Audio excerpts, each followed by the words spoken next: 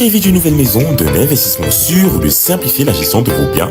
Mapiol est la solution. Grâce à nos services adaptés à vos besoins, Mapiol vous accompagne à chaque étape de votre projet immobilier. Mapiol, c'est aussi la plateforme immobilière entièrement digitale qui s'adapte à vos préférences et à vos sélections pour vous recommander des propriétés qui répondent le mieux à vos critères. Avec Mapiol, simplifiez-vous la vie en bénéficiant de nos différentes offres et services immobiliers, notamment l'achat, la vente, la construction, la location, le financement et l'investissement. Bénéficiez également d'un accompagnement juridique expert pour sécuriser vos transactions et déléguer la gestion de vos biens en toute confiance. Également, simplifiez vos démarches administratives grâce à notre expertise. Mapiol, c'est la solution globale, accessible et transparente à tous vos besoins immobiliers. Mapiol, l'immobilier en un clic.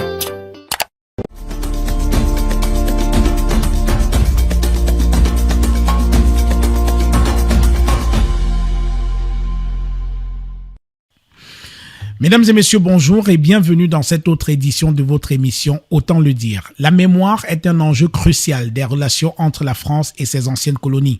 Plus de 50 ans après les luttes indépendantistes au Cameroun, une question demeure. Comment affronter et reconnaître un passé marqué par des violences, des répressions et des silences? Le rapport de la commission mixte franco-camerounaise tente de répondre à cette interrogation en explorant les responsabilités historiques et en redonnant une voix aux oubliés de l'histoire. Mais une interrogation s'impose. Dans quelle mesure cette initiative commandée par la France d'Emmanuel Macron est-elle légitime? En initiant ce travail, l'ancien colonisateur cherche-t-il un chemin vers la vérité ou se limite-t-il à des symboles diplomatiques?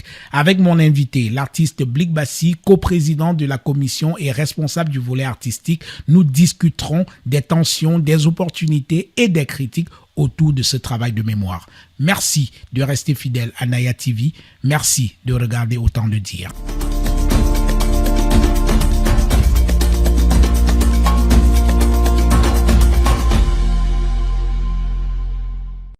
Blik Bassi, bonjour. Bonjour. Comment vous sentez-vous depuis la publication du rapport de la commission mixte franco-camerounaise sur le rôle et l'engagement de la France dans la lutte contre les mouvements indépendantistes et d'opposition au Cameroun? Je me sens bien, je me sens serein comme d'habitude, et surtout je suis content que nous ayons pu respecter les délais de la livraison de ce rapport, donc qui nous avait été commandé par les présidents Macron et président Biya du Cameroun. Et donc voilà, je me sens serein et d'avoir pu réaliser le projet sur lequel j'avais été nommé coprésident. Dans le sillage de la sortie de ce rapport, une polémique a éclaté au Cameroun tendant à remettre en question le combat de certains nationalistes. Un individu a par exemple considéré qu'Ernest Ouandié n'était qu'un vulgaire bandit. Que dites-vous de ça?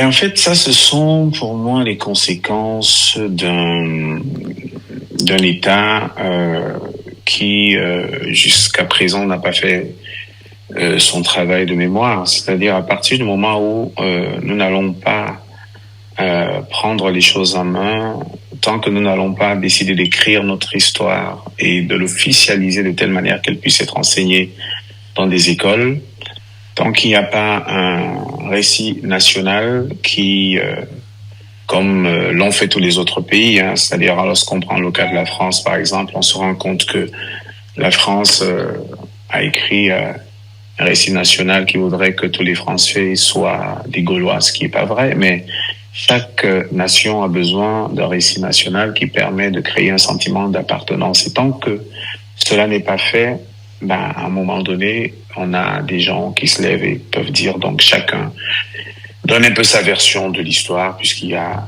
pas d'histoire officielle, quoi. Donc pour moi, c'est tout simplement des symptômes d'un espace encore pas organisé. Donc c'est cette absence d'histoire officielle partagée par les Camerounais qui peut créer ce genre de choses. Est-ce que vous considérez une telle déclaration comme une dérive? Oui, en fait, le fait que je pense, parce que pour moi, c'est effectivement, on peut pas se permettre de dire des choses pareilles. Mais comme je le redis, c'est vraiment tout simplement des conséquences du fait que nous n'ayons pas l'histoire d'un récit qui a été officiellement mis sur la place publique. Et je pense que ce qu'il a dit ce monsieur il n'est pas le seul à avoir dit des choses comme celle-là. Moi, j'ai entendu énormément de choses, que ce soit sur Miobe ou sur d'autres. Mais, comme je le redis, c'est exactement comme l'histoire autour de l'esclavage. Aujourd'hui, nous avons un récit des nôtres qui disent que c'est des Africains qui vendaient les Africains. Et parce que nous n'avons pas fait de récit, non seulement des récits sur écrit, mais également à travers des médias, le cinéma qui permet de pouvoir porter, comme l'ont fait les autres, et de pouvoir mettre dans ces histoires des imaginaires qui permettent tout simplement de raconter l'histoire telle que nous voulons la raconter, nous. Tant que c'est pas fait, nous allons toujours nous retrouver à polémiquer sur tel a dit ceci, tel a dit cela. Or, c'est des symptômes qui devraient au contraire nous rappeler l'urgence de pouvoir mettre en place des récits qui sont des récits qui permettent vraiment de mettre sur la table ce qui s'est passé, mais surtout de pouvoir informer et éduquer les nouvelles générations afin que ces dernières puissent être au courant réellement de leur propre histoire et pouvoir les reconnecter à ce qu'ils sont. Et cela vient en quelque sorte un peu renforcer le travail ou alors rendre nécessaire le travail que vous venez de mener, c'est ça? Absolument, et moi j'ai entendu les critiques sur le travail qu'on a fait, et ce que je voudrais simplement dire, c'est que pour moi c'est comment dirais-je, c'est une partie du puzzle qui permet de construire l'histoire entière. Je pense qu'en 2 ans, on peut pas écrire une histoire sur ce qui s'est passé, puisque nous, sur le terrain, n'avons même pas pu rencontrer toutes les personnes que nous voulions rencontrer, puisque au vu de la réalité du terrain, avec des zones qui sont enclavées, où on pouvait pas avoir accès à tout, à toutes les zones, mais surtout le fait que lorsqu'on mettait en place un planning, il était compliqué de le respecter, puisqu'au-delà de l'enclavement, il y a énormément de pratiques, ne serait-ce que le fait d'arriver chez des gens avant de leur parler de cette histoire. Parfois, il y a des rituels qui sont nécessaires et qui peuvent prendre 2, 3, 4, 5 jours, une semaine, ça dépend des régions. Et donc, pour moi, il est nécessaire que nous puissions mettre en place énormément de projets qui viendront renforcer ces récits et que chaque initiative soit louable, puisque malheureusement aujourd'hui, ce travail devrait être fait il y a très longtemps, puisqu'on a perdu énormément de témoins directs. Et aujourd'hui, nous ne pouvons que louer chaque initiative, puisque sur le terrain, il y a énormément d'associations avec lesquelles d'ailleurs nous avons travaillé, énormément de jeunes qui depuis plus de 15 ans ont décidé d'aller à la rencontre de des témoins et qui font un travail qui ont fait un travail formidable et avec des petits moyens, sans attendre rien de personne. Et je pense que toutes ces initiatives là sont essentielles. Moi-même, j'ai écrit un petit livre qui est sorti en 2019, qui est accompagné de la série 1958 que j'ai produite, qui permettait également de pouvoir parler de cette histoire avant même que la commission soit mise en place. Donc, il est essentiel de pouvoir mettre en commun ces différentes dynamiques qui sont portées par les uns et les autres. Alors, vous parliez de critique tout à l'heure et effectivement, dès la mise même en place de cette commission initiée par le président Emmanuel Macron et Paul Biya, il y a eu pas mal de critiques et l'une des premières, c'était les gens dénonçaient ce qu'on a considéré comme un déséquilibre épistémique parce que d'un côté, pour co-présider cette commission, il y avait une historienne, Karine Ramondi, et de l'autre côté, un artiste. Est-ce que vous-même, vous n'avez pas perçu qu'il y avait un déséquilibre dans ce travail ou alors dans la composition de la commission? Je pense que le déséquilibre, si on pense qu'il y a un déséquilibre, ça veut dire que soi-même on est déséquilibré. Je pense que pouvoir penser, lorsqu'on appartient à des espaces comme les nôtres, qu'un artiste pluridisciplinaire en plus, je ne suis pas juste un chanteur, j'écris des livres, j'ai fait des travaux depuis 25 ans, 30 ans bientôt que je fais de la musique, je n'ai fait que travailler sur la question de la reconstruction de nos espaces. Je pense que malheureusement, beaucoup d'entre vous ne comprennent pas ce que j'ai dit lorsque je parle en Bassa, mais ceux qui le comprennent le savent que ça fait 30 ans que je travaille sur la question et qu'il ne faudrait pas, que je n'ai pas besoin d'un diplôme à l'occidental pour pouvoir avoir le droit de travailler sur la question, sachant que en plus de ça, mes deux grands-parents, de manière directe, ont été impliqués et se battaient auprès de Ruben Omiobé. Et donc, je pense que ces critiques proviennent aussi tout simplement du manque de construction de nos espaces qui sont complètement déracinés et ne savent et où il n'y a plus aucune logique puisque nous sommes comme perdus, nous avons perdu l'essence même de nos traditions et les seules valeurs. Et d'ailleurs, c'est les mêmes que nous critiquons et qu'en même temps nous admirons, c'est le cursus scolaire à l'occidental. Le fait qu'aujourd'hui, nous donnons très peu de crédit aux gens qui proviennent, par exemple, d'une éducation traditionnelle et qui sont porteurs de savoirs, qui sont des savoirs portés d'une cohérence liée à ce que nous sommes, à nos traditions, à nos rituels, à nos savoirs, à nos manières de vivre, à notre existence même et à la substance architecturale de nos différents espaces. Nous avons tourné le dos à tout ça et c'est ça qui crée le chaos dans lequel nous vivons. C'est que tant que nous n'avons pas fait le travail de remettre la matière grise sur son socle naturel, nous allons continuer en même temps à insulter ce que nous admirons le plus, c'est-à-dire nous pensons que pour pouvoir parler de notre histoire, il faut avoir suivi le cursus scolaire à l'occidental qu'il y a encore 200 ans n'existait pas chez nous. Aujourd'hui, c'est ce qui vaut et ce qui prévaut. Et d'une part, ce que je voudrais rajouter, c'est que ma coprésidence était en fait ce que je trouve intéressant et puisqu'on s'emballe souvent sans toutefois s'asseoir et faire des analyses claires, c'est de se dire que ma coprésidente, qui elle est historienne, travaillait avec des historiens camerounais et ma nomination n'était pas en réponse c'était pas de dire qu'on va mettre 2 historiens, c'est de dire que l'historienne Karine Ramondi travaille avec un groupe d'historiens camerounais et français et nous allons rajouter à cela, ce qui n'a pas été le cas avec par exemple la commission Duclerc ou la commission de notre ami Benjamin Stora.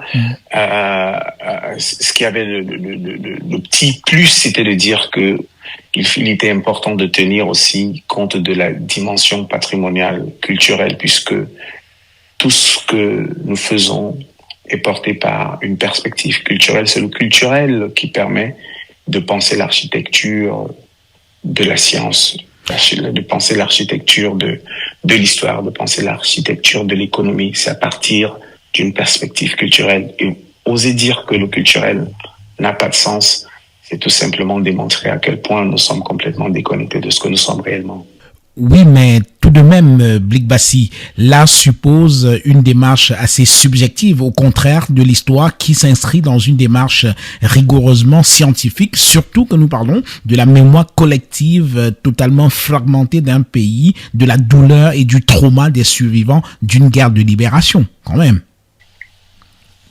Est-ce que le fait qu'on rajoute une dimension culturelle annihile la dimension historique, puisque la commission était composée de ces historiens? Alors, sauf qu'on a le sentiment que le volet artistique vise surtout à soigner l'image de la France à l'international et à diluer la soif des Camerounais de voir l'ancien colonisateur reconnaître et réparer ses crimes.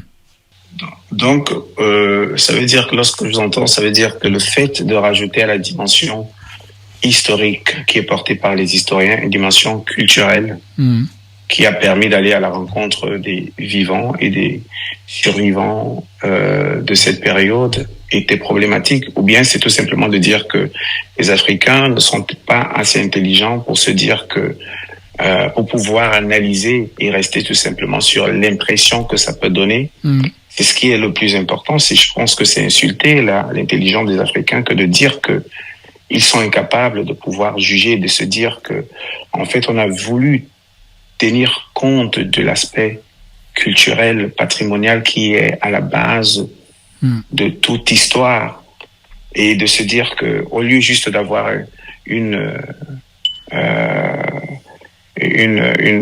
brochette d'historiens qui allait se concentrer sur les archives, il était important de pouvoir, en plus de cela, greffer une dimension qui allait permettre de ramener la perspective première, comme je l'ai dit tout à l'heure, puisque c'est le culturel qui forge tout le reste. Oui. Donc, vous pensez que le fait que ça va donner l'impression soit plus important que la substance même, je pense que c'est insulter l'intelligence des gens, et c'est aussi quelque part de venir dire que nous ne réagissons que de manière émotive, et ou bien de manière presque superficielle, sans toutefois rentrer dans le réel et dans la matière même qui permet de pouvoir considérer les événements. Qu'est-ce que vous mettez dans cette dimension artistique? Cette dimension patrimoniale, culturelle et artistique est une dimension qui nous a permis d'aller questionner les espaces, questionner les témoins, questionner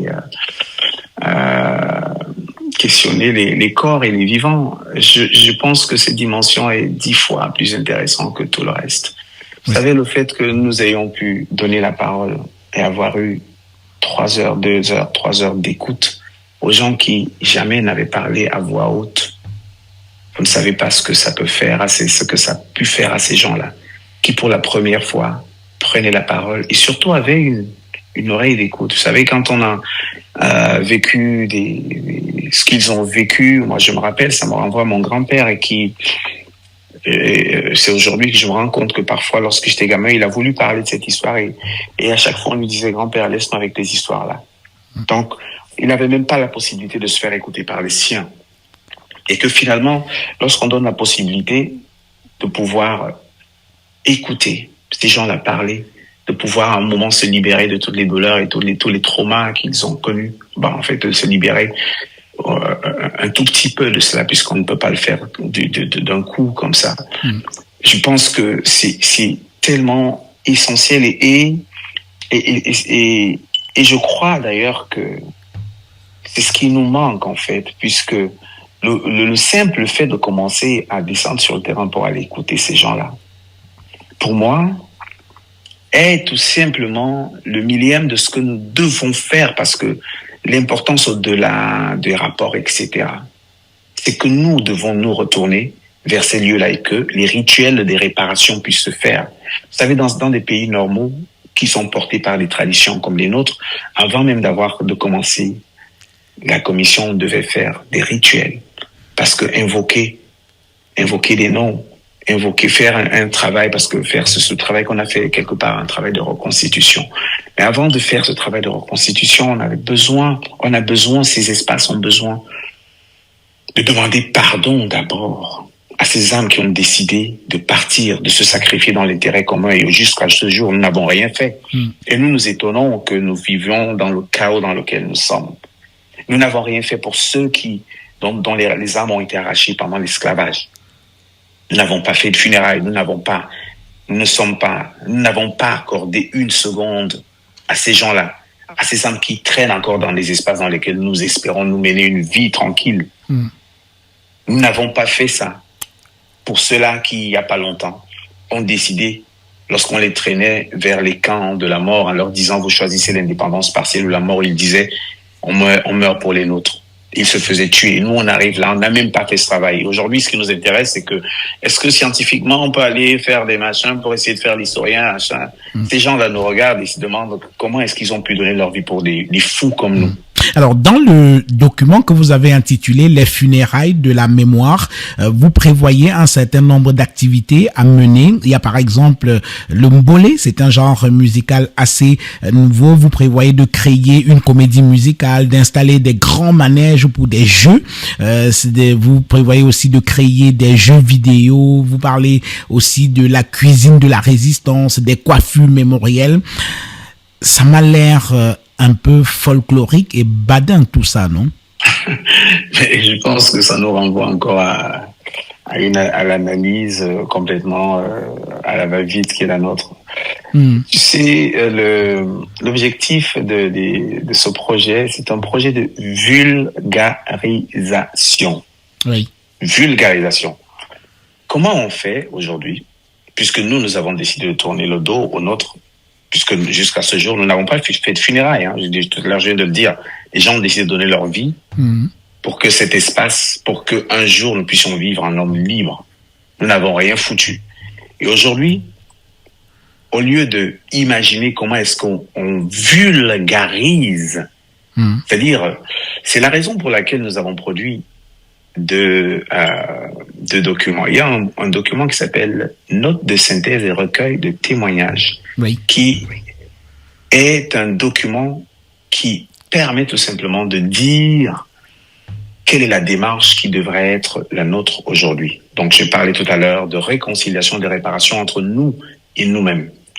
Le deuxième document, les funérailles de la mémoire, est un projet de vulgarisation. Comment est-ce que tu vas faire pour que les gamins qui aujourd'hui ne connaissent pas leur histoire au Cameroun et ailleurs, comment tu vas leur faire comprendre ce qui s'est passé? Comment les autres ont fait? Les États-Unis, comment ils ont fait? Ils ont utilisé le cinéma, ils ont utilisé les jeux, ils ont utilisé des espaces, machin, pour parler de l'histoire. Et quand vous regardez tout ce qu'ils ont produit, rien n'est fait par hasard. Il y a le why de tout ce qu'ils font. Même dans les jeux vidéo, même dans les jouets pour les enfants, tout raconte l'histoire des États-Unis. Comment on vulgarise une histoire? Les funérailles de la mémoire, c'est pour vulgariser cette histoire. Et si on voudrait que les nouvelles générations aujourd'hui, qui pour beaucoup ne lisent plus, si vous pensez que c'est en faisant un rapport qu'on va ramener cette histoire auprès de ces enfants, nous savons très bien que nous avons perdu d'avance. Comment est-ce qu'on ramène cela auprès de ces nouvelles générations? C'est à travers des jeux vidéo, c'est à travers des documentaires, c'est à travers des espaces de jeu qui racontent leur histoire. Leur histoire doit se retrouver partout où ils se trouvent. Ce n'est que comme ça qu'on éduque les populations à finalement se reconnaître envers elles-mêmes. Et lorsqu'on regarde nos générations aujourd'hui, pourquoi est-ce qu'elles veulent ressembler aux États-Unis? Parce que les autres ont compris ce que c'est que le storytelling. Et que dans leur storytelling, ils ont mis au centre de la construction de tout ce qu'ils produisent la vulgarisation de leur histoire. Et donc, je ne peux pas comprendre que nous ne puissions pas comprendre qu'une fois qu'on a le rapport, sauf si on préfère, c'est-à-dire le faire comme toutes les commissions qu'il y a eu avant, partout ailleurs, et où lorsqu'on continue à demander à ces jeunes-là aujourd'hui ce qui s'est passé, personne ne saura dire. Donc là, on propose un projet de vulgarisation pour que les concernés, surtout les nouvelles générations, puisqu'il s'agit d'elles, celles qui vont diriger ces espaces-là demain, pouvoir penser que parce qu'on voudrait apporter à travers les outils qui sont les leurs, qui leur parlent, de pouvoir les entourer et de mettre cette histoire-là partout où leurs yeux tomberont, penser que ça n'a pas de sens, je trouve que c'est quand même un peu fort de café. Oui. Alors ça, c'est pour la vulgarisation, j'entends bien. Et maintenant, avez-vous pensé à la réparation? Est-ce que vous avez pensé à faire reconnaître à la France ces crimes commis au Cameroun et à les réparer? Moi, je pense que, comme le dit la note de synthèse, oui, on propose à la France de faire un travail sur elle-même. Mais en fait, pour moi, l'étape la plus importante, c'est la réparation entre nous et nous-mêmes. C'est comment est-ce C'est-à-dire aller vers les âmes qui sont complètement en errance, qui attendent qu'on vienne leur dire pardon, leur demander pardon, qu'on aille accompagner les autres qui ont souffert et à travers des rituels. Vous savez, quand on part dans les zones Bassa, moi je suis Bassa et donc je comprends mieux encore ce qui s'est passé dans ces espaces. Il y a par exemple des rituels du Lombak, c'est-à-dire quand des gens sont morts par le sang dans un espace, s'il n'y a pas de rituels qui sont faits, toute la lignée est maudite. Dans ces espaces-là, rien n'a été fait. Comment est-ce qu'on pense qu'on va pouvoir construire un pays si nous-mêmes on n'a pas fait ce travail de réparation entre nous et nous-mêmes pour pouvoir avoir une relation apaisée à l'autre? Si soi-même on est complètement perdu, si on est schizophrène, comment est-ce qu'on peut penser avoir une relation apaisée à l'autre? Alors, Donc, et qu'est-ce qu'on fait donc une introspection. On est obligé de faire une introspection et aller réparer tout ce qui a été complètement défait par les autres.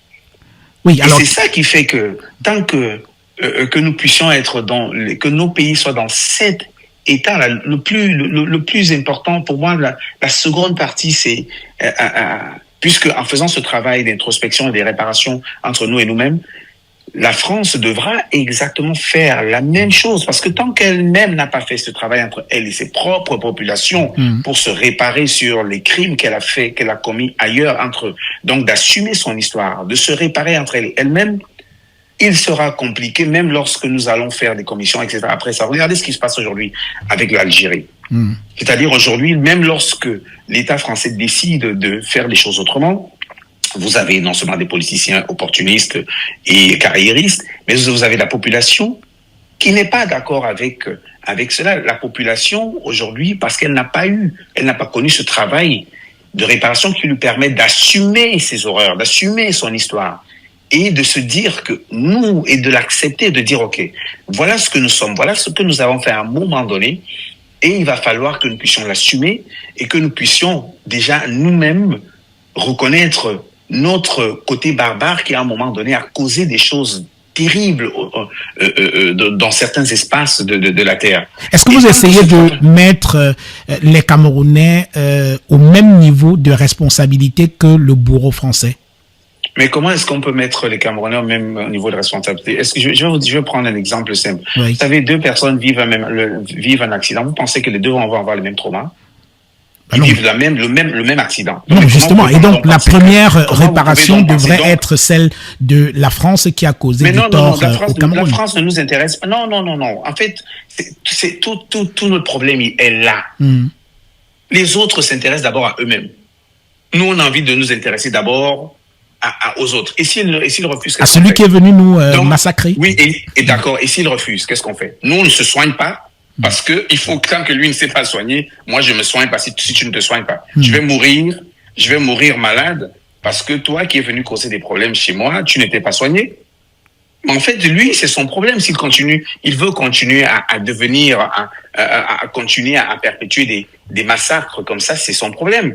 Moi, ce qui m'intéresse, c'est que les miens se soignent et tout notre problème est là. C'est-à-dire, ce que vous venez de dire là reflète exactement notre problème.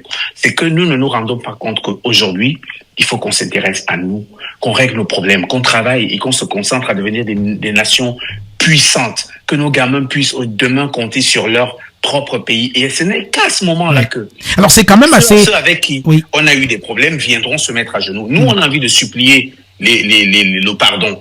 Si tu vas supplier le pardon, quelqu'un va te dire, alors, ok, je m'excuse alors. Et que ce n'est pas sincère. Mais c'est quand même difficile, Blick Bassi. Ces choses. Oui, c'est quand même difficile, Blick Bassi, convenez-en, que de guérir d'un tel traumatisme lorsque vous avez le sentiment que votre bourreau ne semble pas reconnaître le mal qu'il vous a fait, non?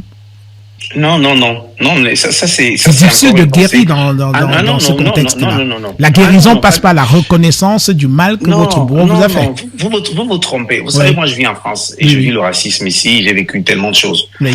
J'ai décidé que celui qui me dit sale noir ou qui est raciste envers moi, c'est son problème. C'est lui qui est malade. Pourquoi est-ce que moi je vais me mettre mal parce que lui, il est animé d'une pathologie? Ça ne me concerne pas, c'est son problème, c'est lui qui n'aime pas d'autres humains. Moi, j'aime tous les humains. Pourquoi moi, je vais me sentir mal à la place de quelqu'un qui, lui, est malade? Et en plus, il faut que j'assume sa maladie. Pourtant, moi, je suis bien portant. Il faut qu'on arrête ça à un moment donné, parce que si on arrête ça, on ne va jamais avancer. Les autres sont concentrés sur eux-mêmes. Les Chinois sont concentrés sur eux-mêmes. Ils ne vont pas voir, les autres qui nous ont fait ça un jour, non. Ils sont concentrés à se guérir, à se soigner et donc à évoluer. Parce que tant qu'on n'est pas équilibré, nous, on ne pourra pas avancer. Il faut qu'on travaille sur notre équilibre, sur ce qui est important pour nous, sur nos intérêts. Si on décide de rester une proie parce qu'on pense que c'est complètement dingue. C'est-à-dire, c'est la proie qui s'inquiète du fait que, il faut à tout prix que le prédateur se guérisse. Non, la proie s'organise.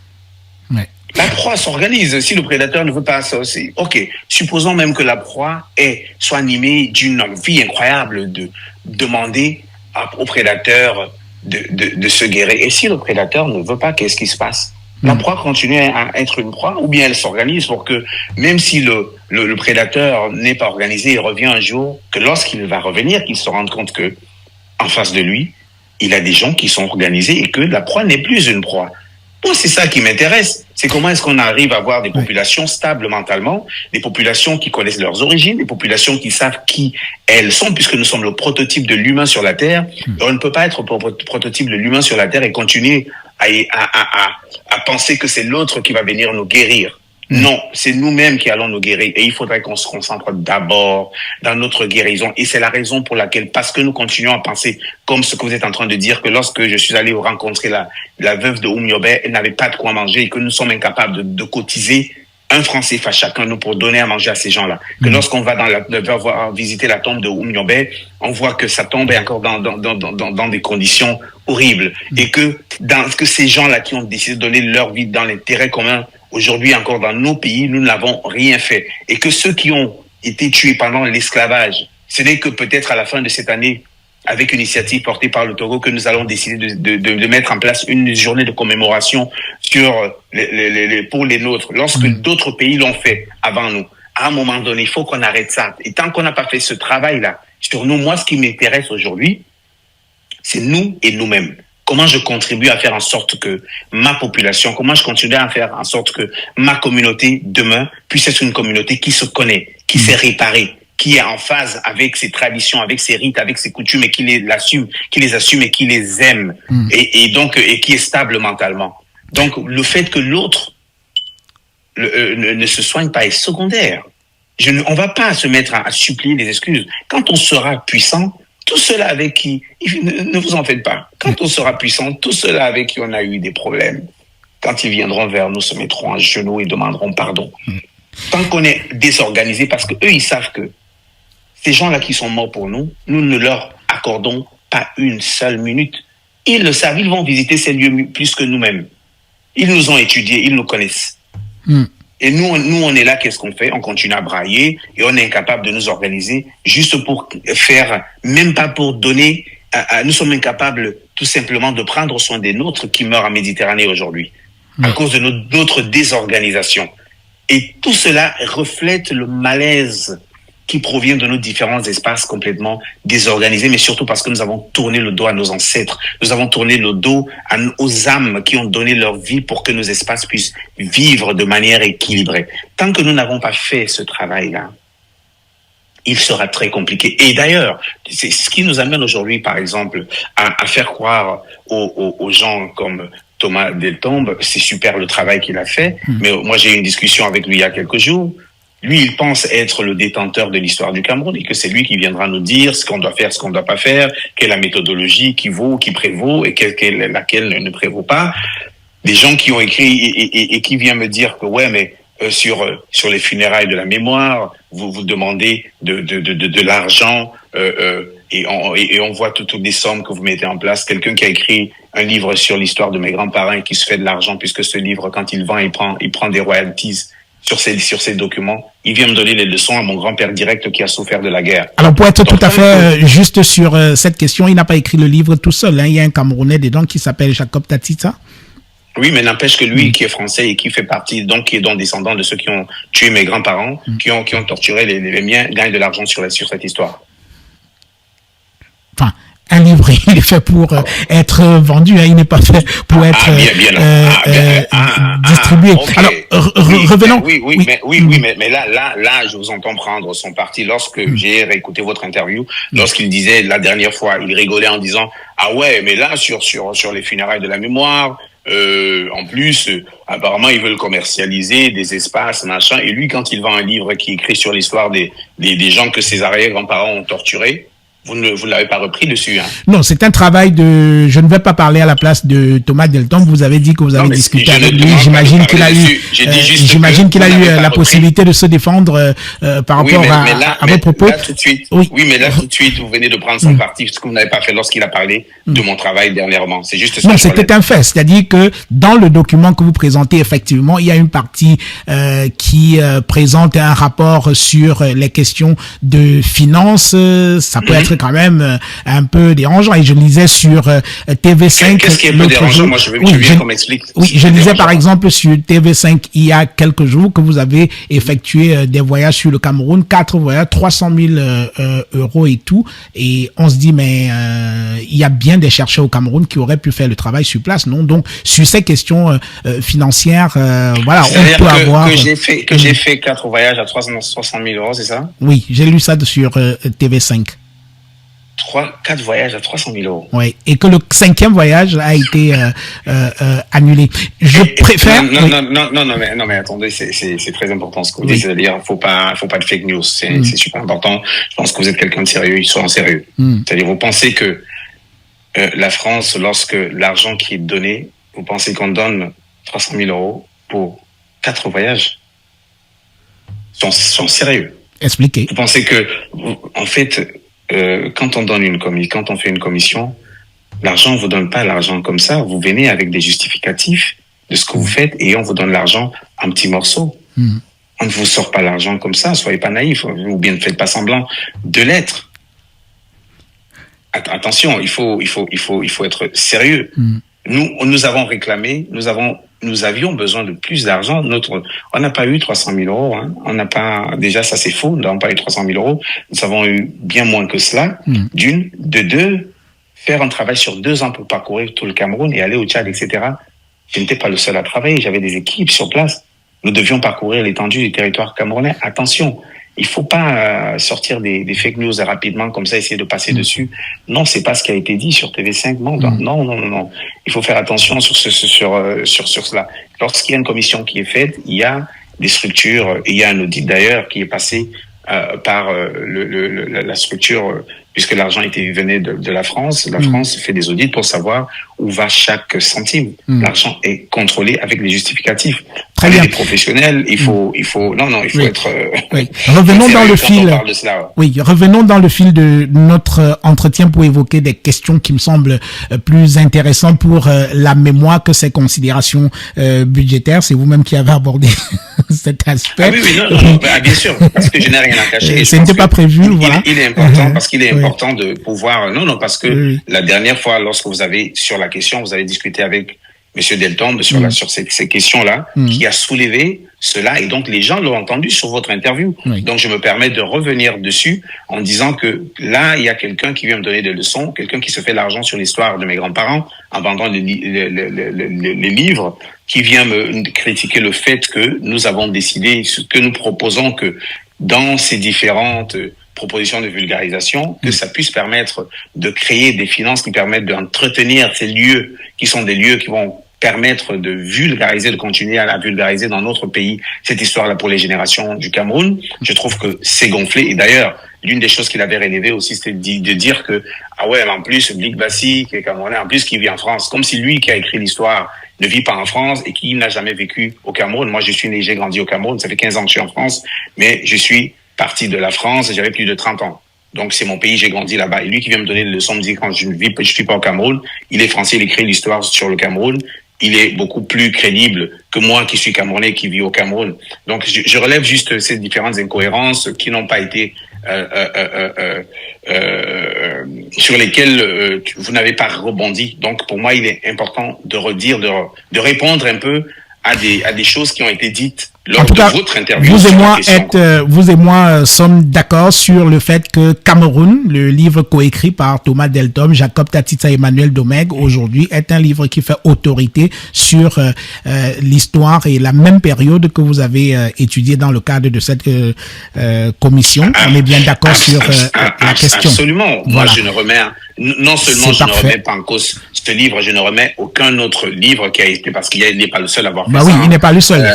On est bien d'accord. A fait un super travail. Achim Bembe a fait un super travail. Achim Bembe, Richard Joseph, il y a plein de gens, Meredith Terata qui a fait travailler là-dessus. Moi-même, j'ai produit des travaux avant la commission dessus, donc personne n'a l'exclusivité de quoi que ce soit. Et d'ailleurs, nous attendons encore plus de contributeurs. Passons, il ne m'a pas semblé qu'il ait revendiqué une quelconque exclusivité, Blick Bassi. Alors, pour poursuivre cet échange... Non, mais dans ses dires, il le fait. Il pense être celui qui détient la parole légitime sur cette histoire, sur mon histoire directe. Donc, il est important de pouvoir ramener un peu les choses, parce qu'à un moment donné, il y en a qui surfent parce qu'ils en font du business, ça devient du business. Et pour moi, il est important de le notifier quand même. Je ne dis pas que le travail qu'ils ont fait n'est pas un travail. Ils ont fait un super boulot, mais en même temps, il faut faire attention parce que à un moment donné, quand ça devient du business, ça peut aussi à un moment donné nous donner l'impression qu'on est les plus indiqués à pouvoir parler de cette histoire et en faire de l'argent et venir donner des leçons, et parfois de manière inconsciente, parce que c'est pour ça que je parle de se soigner, c'est-à-dire tant que ces populations-là ne se sont pas soignées également comme nous on doit se soigner, on aura toujours des relents de supériorité, des gens qui viendront même de manière inconsciente nous dire un peu ce qu'on doit faire. Nous allons revenir sur la question de cette commission qui avait été mise en place par le président Emmanuel Macron. Alors, quand vous qui avez rencontré Emmanuel Macron à plusieurs reprises, j'imagine, est-ce que vous l'avez senti sincère dans sa démarche? Bien sûr, moi je pense que le président Macron a décidé de mettre en collaboration le président Paul Biya avec beaucoup de sincérité. Sincèrement, pour moi, ce qui m'a amené à accepter, c'est parce que c'était une vraie démarche sincère. Et juste je vais être obligé de reparler encore de Thomas Deltonne, puisque nous avons eu une interview il y a quelques jours où il disait que l'Élysée l'avait appelé pour lui proposer de participer à cette commission et que la conseillère de l'Élysée lui aurait dit que de toute façon, tout est écrit d'avance et nous vous sollicitons de venir au Cameroun et voilà, parce que vous avez fait ce livre au Cameroun, mais par contre nous allons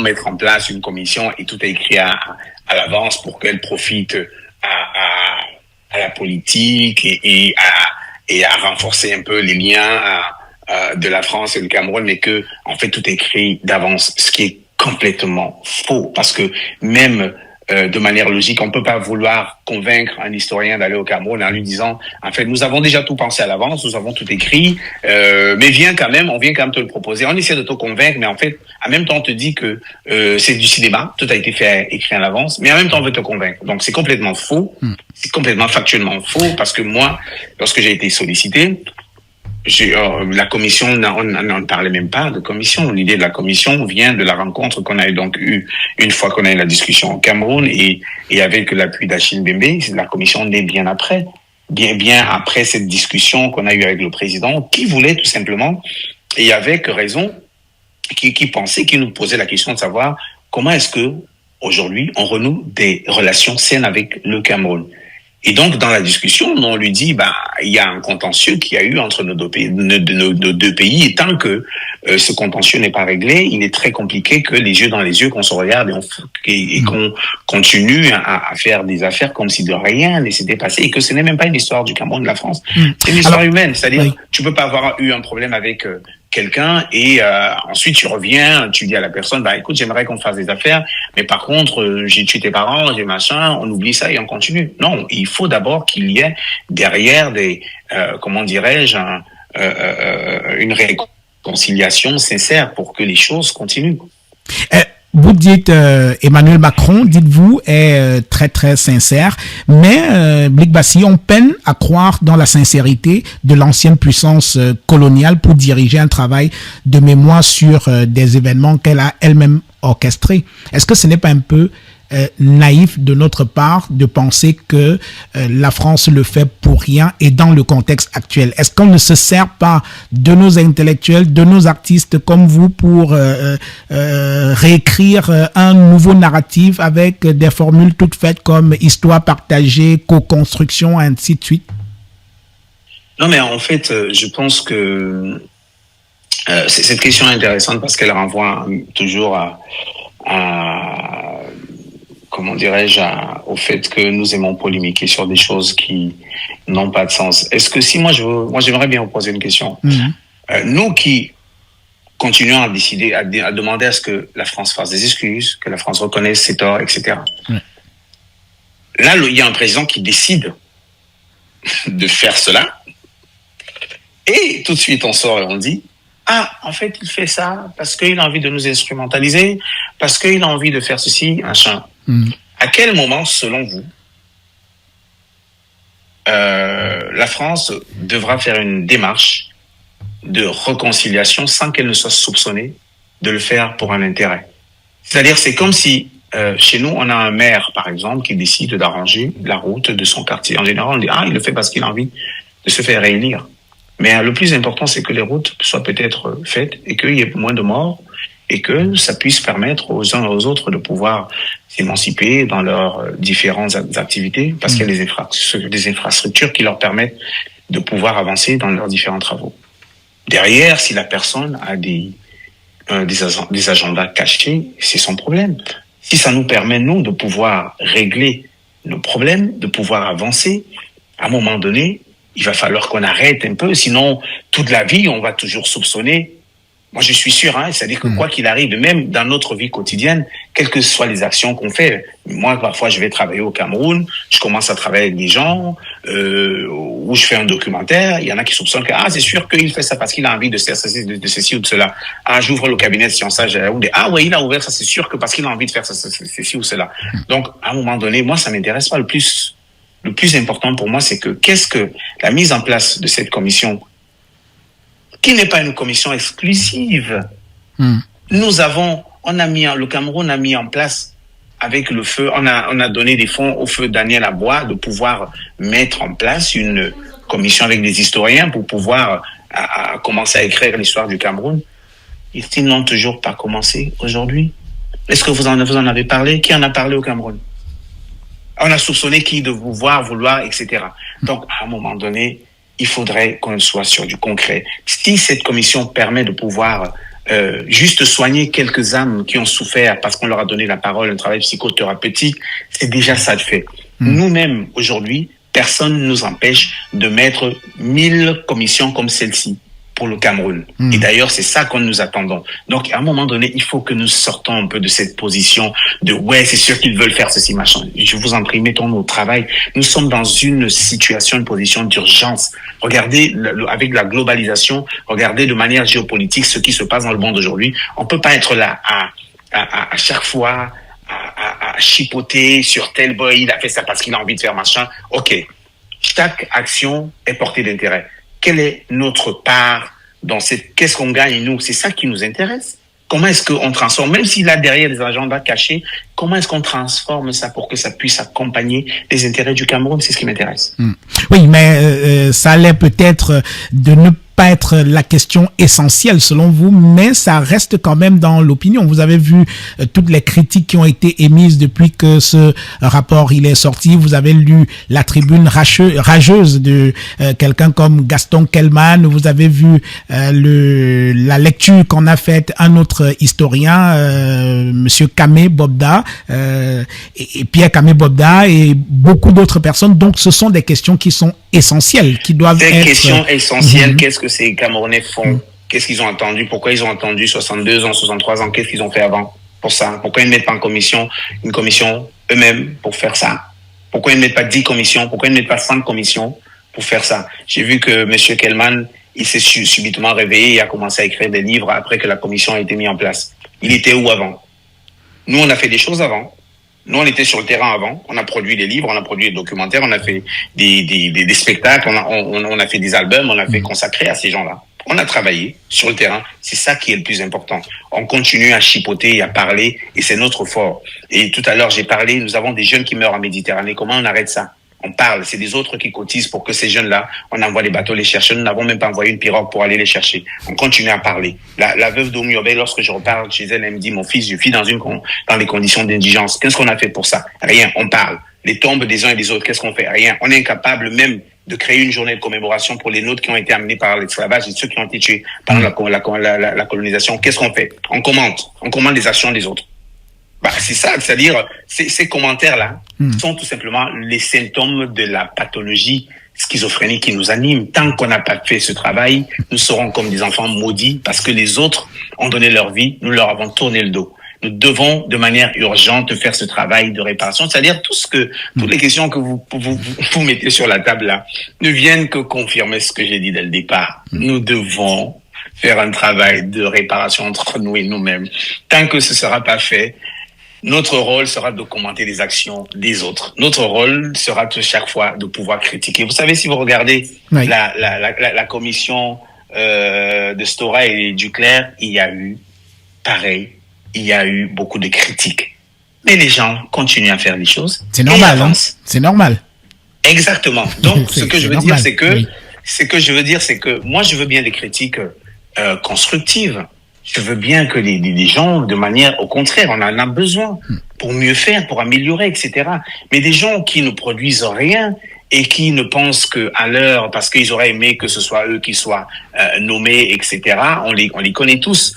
Donc ils viennent parler. Non, mettons-nous au travail. Sincèrement, moi, tout ça là, je trouve que on perd énormément de temps. Nous vivons dans des conditions d'indigence, d'urgence. Il faut qu'on s'organise, qu'on essaye vraiment d'écrire notre histoire, nos histoires, qu'on se reconnecte avec ce que nous sommes. Nos nouvelles générations en ont cruellement et urgemment besoin. Qu'on arrête avec les polémiques, ça n'avance rien.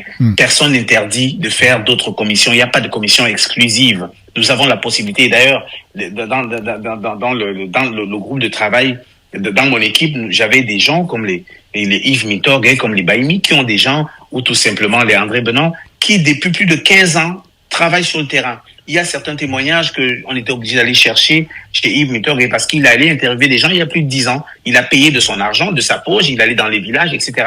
À interroger des témoins qui sont morts. Nous n'avons même pas d'archives. Et heureusement que cette commission va nous permettre aussi, aujourd'hui nous avons des archives qui permettront de, même si on a envie de faire un documentaire, de pouvoir aller puiser dedans et faire un documentaire pour pouvoir raconter cette histoire à nos enfants, puisque ces contenus-là vont servir à produire du storytelling qui permet de créer des imaginaires galvanisants en racontant notre histoire, en permettant aux nôtres de pouvoir savoir qui ils sont réellement. Donc, il faut qu'on arrête un peu de commenter les actions des autres. Nous sommes en situation vraiment d'urgence dans un monde global. Il faut qu'on se mette au travail. Oui.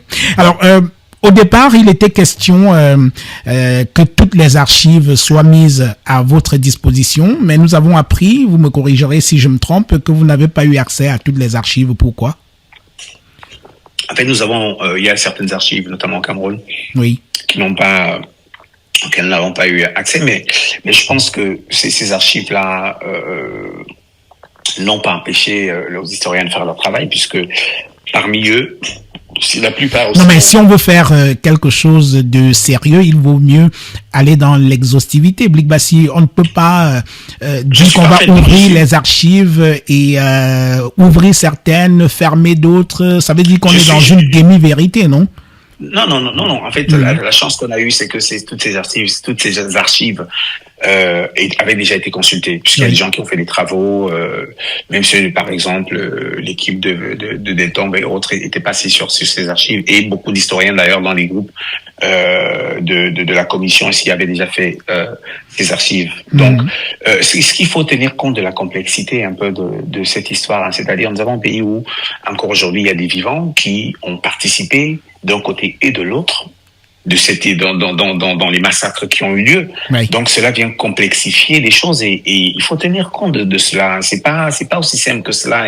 C'est-à-dire on peut critiquer, on peut dire ce qu'on veut, mais il y a une complexité qui voudrait que à un moment donné, cette histoire-là, ça prendra du temps pour que petit à petit, on puisse avoir vraiment accès à toutes les archives. Vous savez, il y a certaines personnes que nous avons interviewées et qui étaient des gens qui avaient des archives, c'est-à-dire des individus qui faisaient partie de l'UPC à l'époque et qui avaient encore certaines archives et qui avaient du mal à les sortir. Et qui aujourd'hui, une fois que la commission a été, le rapport de la commission a été publié, moi j'ai énormément de gens qui me proposent finalement non seulement de parler, et qui avaient refusé avant, et qui aujourd'hui proposent non seulement de parler, mais aussi de sortir des archives. Ça veut bien dire que Il y avait eu de la peur, il y a toujours de la peur. On a eu énormément de gens sur le terrain. Moi, je peux vraiment le dire, puisque nous avons été sur le terrain et nous avions des gens qui continuaient à chuchoter. Mes grands-parents chuchotaient lorsque je leur parlais de cette histoire. Ils continuaient. Je disais à mes grands-parents, papy, n'aie pas peur, il y a rien qui va t'arriver là, machin. Il me dit non. Et finalement, je le convainc, il commence à parler 3 minutes plus tard, il se remet à chuchoter. Oui, c'est-à-dire que le traumatisme, il demeure. Bien sûr que le traumatisme demeure. Il y a des gens à qui puisqu'on arrivait avec des caméras, on interviewait, et parfois la personne se levait, nous amenait aux toilettes pour nous chuchoter quelque chose à l'oreille. Pour dire à quel point c'est encore hyper présent, pesant et effrayant pour beaucoup de ces témoins qui, pour une fois, comme je dis, avaient bien qu'on les rassure que maintenant c'est une mission officielle, vous pouvez parler, etc. Ça reste hyper difficile. Mais surtout d'autres qui disent que, mais en fait, moi, tant que je n'ai pas fait les rites, tant que je n'ai pas convoqué ces âmes-là, et tant que je n'ai pas donné des noms, puisqu'il y a eu, des charniers, tant que je ne sais pas où ont été enterrés ces gens-là, machin, nous ne pouvons pas parler de ça. Parce qu'avant de parler, avant de convoquer ces morts-là, il faut qu'on puisse déterminer où est-ce qu'ils ont été enterrés, qui exactement est parti là, etc., avant de parler de ça. Donc, vous voyez bien qu'il y a encore un vrai travail. C'est pour ça que je disais tout à l'heure que le vrai travail à faire, c'est nous et nous-mêmes. Il faut qu'on aille soigner ces gens-là, qu'on aille permettre aux gens de faire leur deuil. Et ça, c'est à travers les rituels. C'est à travers la mise en place par le Cameroun d'un moment de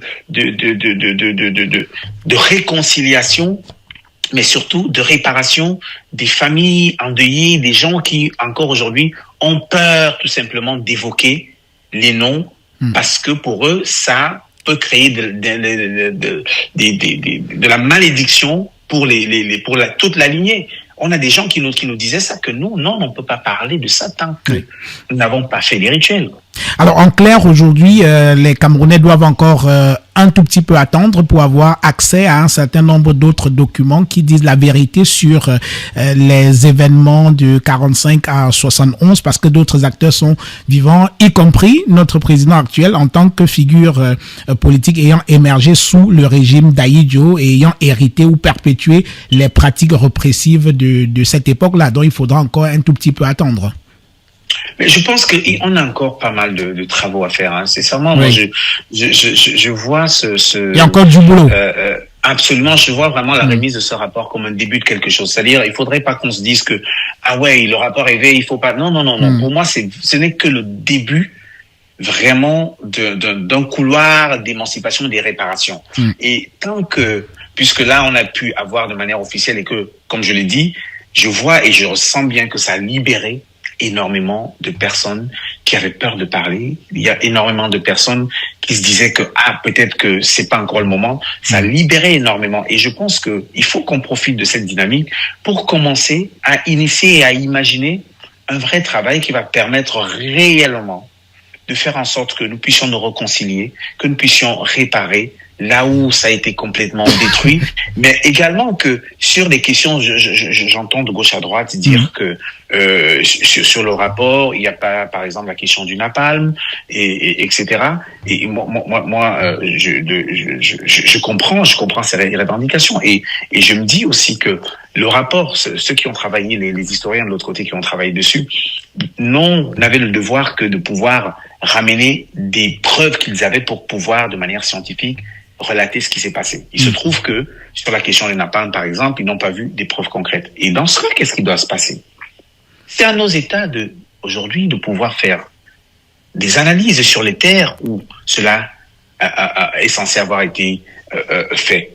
Et alors, ce n'est pas compliqué de le faire aujourd'hui. Oui, sur la question précisément du napalm, vous avez interviewé quelqu'un qui raconte qui parle du napalm qui aurait été répandu dans certaines localités dans la région de l'Ouest pour massacrer des populations. Sauf que Karine Ramondi dit qu'il n'y a pas eu de napalm à sa connaissance, selon le travail qu'elle a effectué avec ses équipes. Mais c'est un élément qui nous amène à nous demander, est-ce qu'il y a est-ce qu'il y a un problème entre le volet scientifique et le volet artistique, parce que la partie que vous avez publiée ne figure pas dans le rapport de Karine Ramondi.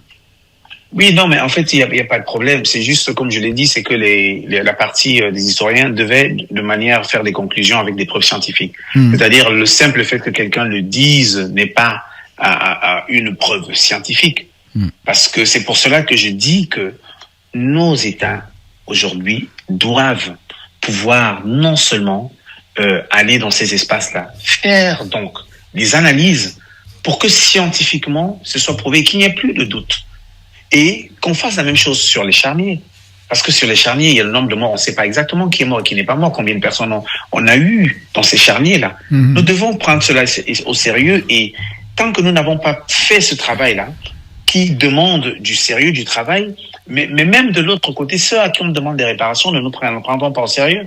Parce que pour qu'il puisse y avoir des réparations et que les choses puissent être faites en tenant compte de toute la gravité, il faudrait que nous puissions démontrer par nous-mêmes que nous prenons cela au sérieux, que nous puissions aller faire démontrer, et comme ça qu'il n'y ait plus de doute, puisque c'est exactement comme ce que je disais tout à l'heure par rapport au fait que on entend des voix dire que tel était un criminel, tel était un bandit, etc. Oui. Mais parce que nous n'avons pas fait ce travail qui permet de manière scientifique à établir les faits pour pouvoir mettre de côté toute voix complètement délirante, quoi. Donc c'est à nous de faire ce travail, et tant que nous l'avons pas fait nous-mêmes, nous ne pouvons pas, nous n'avons presque pas de légitimité, parce que les autres nous regardent et nous disent, ben, en fait, vous parlez d'un truc dont vous vous en foutez. C'est des choses qui ne coûtent pas, qui coûtent pas cher. C'est juste une question de volonté pour établir la vérité, pouvoir soigner ces âmes-là, pouvoir soigner les héritiers et pouvoir soigner le Cameroun et faire finalement une histoire, produire des récits qui sont complètement répertoriés, référés avec des preuves qui nous permettent nous-mêmes de pouvoir parler de cela de manière tranquille, parce que derrière, tout est factuel, tout est complètement prouvé, et que ce ne soit plus des supputations qui viennent permettre de donner la parole aux uns aux autres, qui viendront défaire une histoire qui nous a tellement, qui nous a détruite au point où aujourd'hui on se retrouve à pouvoir dire que le problème c'était les nôtres qui tuaient les gens. C'est terrible. Oui. Alors, toujours parlant de la question des archives, à l'origine, il était question de créer une plateforme sur laquelle les historiens, les chercheurs, les journalistes et tous ceux qui souhaitent aller plus loin puissent consulter cette plateforme pour avoir accès à ces archives-là. Est-ce que c'est toujours à l'ordre du jour?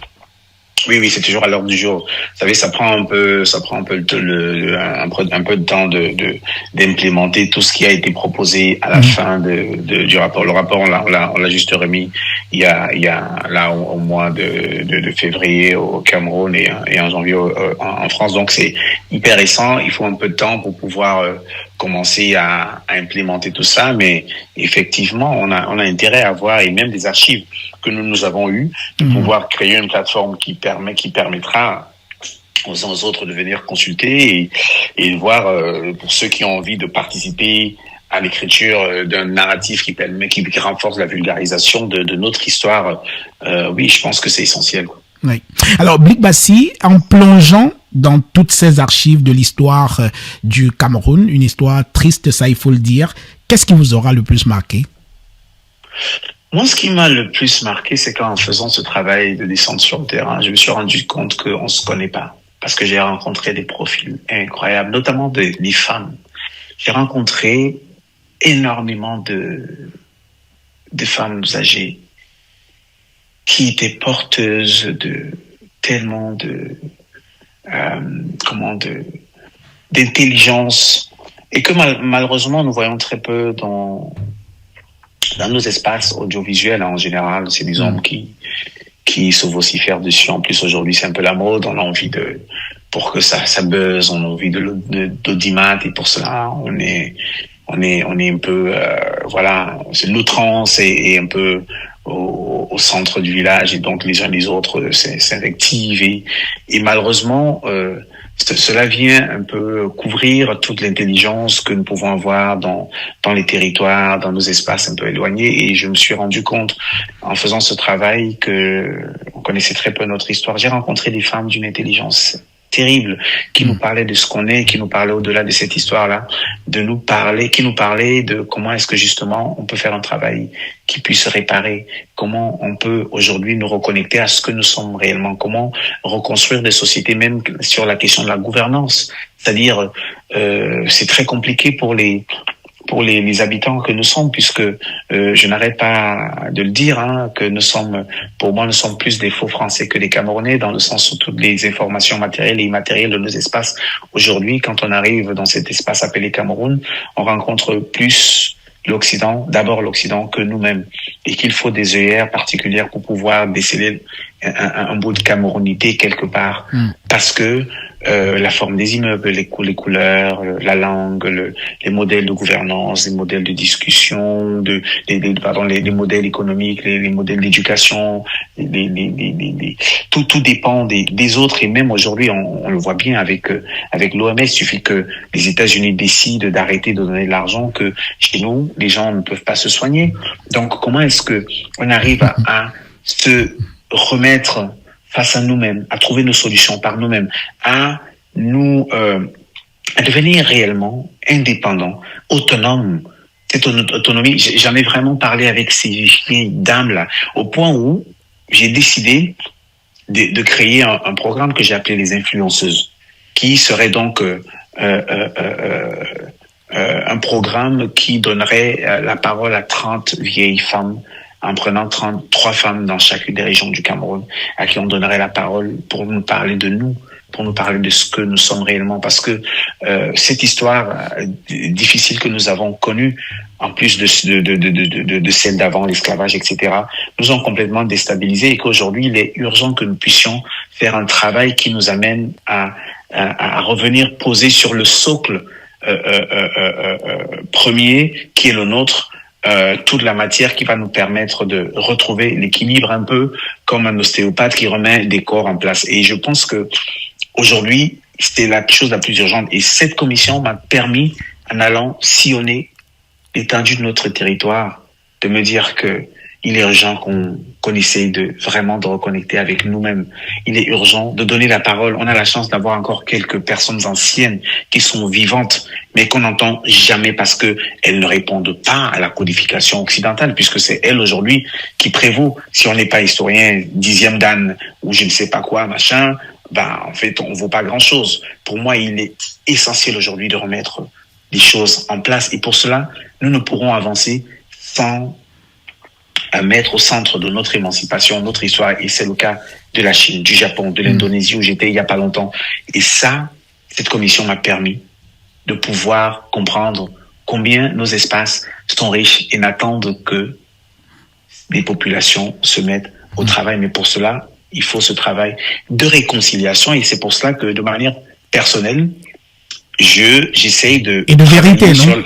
Et de vérité aussi. Oui. Bien entendu, c'est la raison pour laquelle, ce que je voulais dire, c'est que mon objectif, après ce travail de la commission, qui est un projet personnel et qui n'a rien à voir avec la commission, c'est que nous puissions enfin, d'ici 2-3 ans, mettre en place des funérailles nationales. Que ces funérailles nationales nous permettent de nous réconcilier avec les nôtres. Mais que ces funérailles-là permettent aussi de convoquer nos frères africains, des diasporas, et surtout de nous dire que, lorsque j'entends parfois aussi dire que comment est-ce que la France vient de s'impliquer sur une histoire? Ce que nous oublions, c'est que nous avons des enfants aujourd'hui qui sont français. Nous avons une grosse communauté aujourd'hui de population née hors du Cameroun, née en France, et qui se revendiquent camerounais. Qu'est-ce qu'on fait? On rejette ces gens-là. La réparation et la reconstruction est inclusive. Ces enfants-là sont nos enfants aussi. Il faut qu'on pense à tous les nôtres, et au-delà même de ceux qui sont d'origine camerounaise de manière directe, les diasporas de la Martinique, de la Guadeloupe, du Brésil, etc. Nous devons nous reconnecter avec ces gens-là. Et ces gens-là ne vont accepter la reconnexion qui va permettre finalement de faire de notre Afrique un continent puissant. Et c'est cette puissance-là qui fera que le petit Américain noir là-bas ne se fera plus buter, parce que l'Afrique sera forte. Et l'Afrique ne peut être forte que si nous faisons ce travail de funérailles qui va permettre de convoquer toutes les diasporas afrodescendantes pour se retrouver sur le continent, pour remercier les nôtres, permettre aux âmes égarées, aux esprits qui sont encore en errance de pouvoir transitionner pour accompagner nos futurs et tout en étant nos anges gardiens. Pour moi, c'est essentiel et ce travail-là est urgent et c'est ce qui fait que le continent le plus riche, le continent où le soleil danse sur la cour tous les jours, est encore aujourd'hui des enfants qui meurent en Méditerranée, des enfants qui parfois sont propriétaires terriens, sans que les nôtres s'organisent pour les sauver. Et je pense qu'il n'y a aucune communauté sur la terre qui laisserait ces enfants mourir comme ça sans rien faire. La seule, c'est nous. Ça provient de notre désorganisation. Oui, nous allons bientôt conclure cette émission. À la suite d'une triste actualité il y a quelques jours, on a vu à quoi ressemble, j'imagine que vous avez aussi vu cette image, à quoi ressemble la tombe de Ernest Ouandié. Vous connaissez également le truc qui sert de tombe à Oumniobé. Quand vous regardez toutes ces images, est-ce que ça vous choque? Vous savez, quand j'ai commencé la commission, j'ai mis des jours. Il y a des jours où je ne pouvais pas dormir. Parce que, au-delà des témoignages où j'avais des vieux qui pleuraient, qui me racontaient l'histoire en pleurant.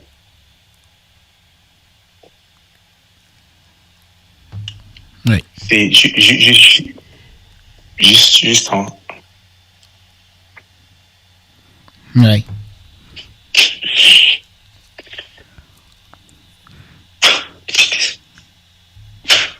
Oui. Je comprends tout à fait, Blick Bassi, le travail de mémoire n'est jamais facile, je comprends tout à fait. Je pense que c'est très difficile de voir tout ça et toute la vie, dans tout ce que je fais, tous les projets, c'est vraiment pour essayer de dire que nous ne pouvons plus laisser faire ça. Oui. Nous ne pouvons pas voir la tombe de Ouadé dans cet état et accepter que rien ne puisse être fait et que ce soit les nôtres et que ce soit des gens qui ont décidé de mourir pour nous et que nous venons aujourd'hui faire ça. C'est terrible, c'est terrible. Oui. Oui. Je comprends tout à fait. À titre personnel, je vais vous permettre de vous reprendre Blick Bassi. On va sortir de cette émission. Le plus dur est passé, désolé. À titre personnel, en 2019, vous avez sorti un album remarquable, 1958, un puissant hommage à Ruben Oumniobé, grande figure de la résistance camerounaise. Alors aujourd'hui, est-ce que vous pensez à un autre projet artistique de cette même nature à la suite de votre travail dans la commission mémoire? Ouais, aujourd'hui, j'essaie de travailler sur le cinéma parce que je pense que le cinéma est un médium essentiel, comme l'ont compris les autres, et d'ailleurs ils l'ont créé parce qu'ils voulaient raconter des histoires. Oui. Ils voulaient créer des imaginaires qui allaient permettre de changer l'avenir de leur communauté. Et aujourd'hui, je me mets de plus en plus dans le cinéma parce que j'ai envie et que je n'ai pas d'autre choix parce que si on se met à attendre que d'autres viennent le faire, nous allons attendre longtemps. Donc aujourd'hui, je veux me consacrer aussi en parallèle aux différents projets que je mène sur le terrain, notamment le cabinet de Sciençage, qui est un tiers-lieu que j'ai ouvert à Yaoundé, qui est un tiers-lieu qui essaie de sensibiliser la nouvelle génération à pouvoir mettre au centre de leur démarche toute la matière endogène, mais également imaginer un rapport qui soit différent et qui permette de remettre également dans cette démarche-là un rapport équilibré avec le vivant dans son ensemble, puisqu'on se rend bien compte que dans notre tradition, lorsqu'on parle du vivant, on ne parle pas que des vivants de formes humaines. On parle de vivants également de différentes formes, de différentes composantes et compositions, parce que dans nos traditions, les herbes, les arbres, toute matière vivante participe tout simplement à l'écosystème. dans lesquels nous évoluons. Donc, j'essaie aujourd'hui de créer ces espaces qui sont des espaces de formation de nouvelle génération, puisque je me dis que si on a envie de transformer notre pays aujourd'hui, il faudrait qu'on mette toute notre énergie, toutes nos forces, toute notre créativité, à amener nos différentes générations à tout penser à partir d'une perspective culturelle endogène, parce que comment est-ce que on pense l'enseignement, comment est-ce qu'on pense l'éducation, on ne s'est jamais posé la question aujourd'hui de dire comment est-ce que nous enseignons, quelle est la démarche, quel est le point de rencontre entre la connaissance et nous dans nos cultures. Et c'est ce travail que le cabinet de Sciençage que j'ai créé à Yaoundé. J'ai créé également le Sciençage Studio à Kribi, où on a envie d'éduquer les nouvelles générations à utiliser l'art un peu comme moteur d'émancipation. Donc, pour moi aujourd'hui, au-delà de pouvoir faire des hommages à ces personnalités que nous allons continuer à faire à travers des spectacles, à travers de cinéma, à travers du théâtre, à travers des écrits, etc. Mais c'est vraiment d'aller sur le concret, c'est-à-dire de m'impliquer sur le terrain, de former et de m'émanciper un peu de la démarche qui voudrait que ce soit moi et que les choses soient faites pour moi et par moi-même, mais c'est aussi de donner la possibilité aux autres de pouvoir aussi participer à cette construction parce que ce n'est qu'en faisant qu'on apprend, qu'on comprend mieux encore de pouvoir participer, donc créer une communauté tout simplement de Camerounais, d'Africains qui a envie de tout rebâtir et de tout penser à partir vraiment d'une perspective endogène. L'économie, comment est-ce que l'économie résonne en nous, comment est-ce que la notion de richesse, la notion de pauvreté, la notion de développement, comment est-ce qu'on pense au développement à partir de ce que nous sommes réellement. Donc, c'est ce travail aujourd'hui qui pour moi est au cœur de toute ma démarche, et pour cela, il est important de connaître notre histoire, de pouvoir l'apporter, de pouvoir l'assumer, parce que c'est aussi sur le travail qu'on a fait dans la commission. Moi, ce que je voudrais aussi à travers ce travail de vulgarisation, c'est de dire que nous avions à cette époque des gens qui se battaient ensemble sans tribalisme, qui se mettaient ensemble pour défendre l'intérêt commun, et que aujourd'hui, si on veut renforcer cela, il faudrait pouvoir écrire des récits où le sentiment d'appartenance est fortement ressenti, et ça en travaillant dans les territoires, dans les quartiers, parce que je fais beaucoup de travail de projets dans les quartiers, puisque le quartier nous émancipe un peu des territoires liés à des tribus, directement à des tribus. En travaillant dans les quartiers, on a la possibilité de pouvoir justement toucher les différentes ethnies du Cameroun et penser global, penser ensemble, penser en commun, et que l'en commun soit au centre vraiment de l'émancipation de nos jeunes populations. Voilà, Blik Bassi, artiste, auteur, coprésident de la commission mixte franco-camerounaise sur le rôle et l'engagement de la France dans la lutte contre les mouvements indépendantistes et d'opposition au Cameroun de 1945 à 1971. Merci. Merci beaucoup à toi. Merci, mesdames et messieurs. Merci d'avoir regardé cette autre émission. Je vous donne rendez-vous la semaine prochaine avec un autre invité, et ce sera avec le même plaisir.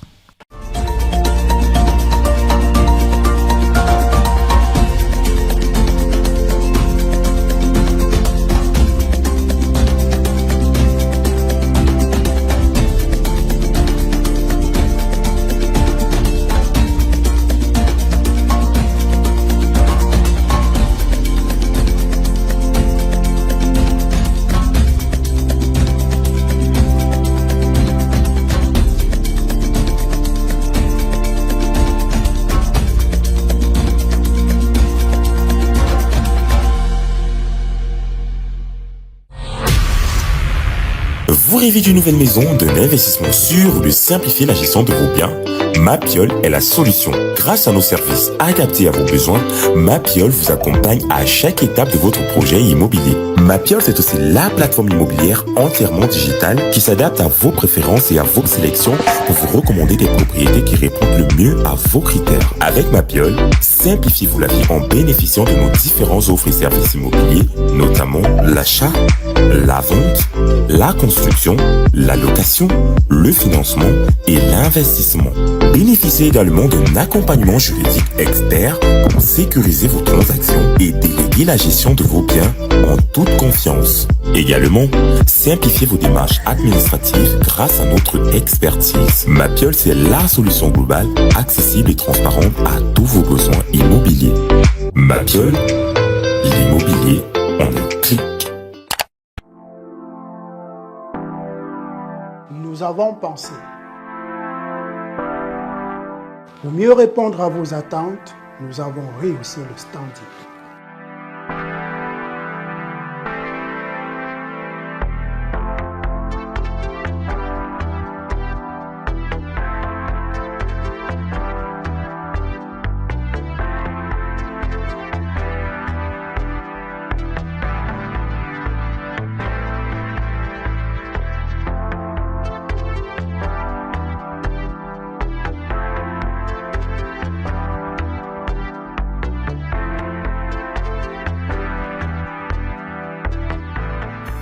Hôtel Le Quai d'Orsay. Better than what you imagine. Au cours des 20 dernières années, le développement de l'Internet mobile a révolutionné notre façon de consommer la musique. Si en 2002, le CD représentait 90% des revenus du marché musical, aujourd'hui, le streaming, c'est 2/3 des revenus engrangés. Le monde change et pour vous accompagner, LOG Music Entertainment est une agence de distribution digitale qui permet aux artistes et labels de distribuer leur musique à travers le monde sur plus de 250 plateformes de streaming telles que Boomplay, Spotify ou encore Apple Music. Alors n'attendez plus et rejoignez la nouvelle ère, musicalement vôtre.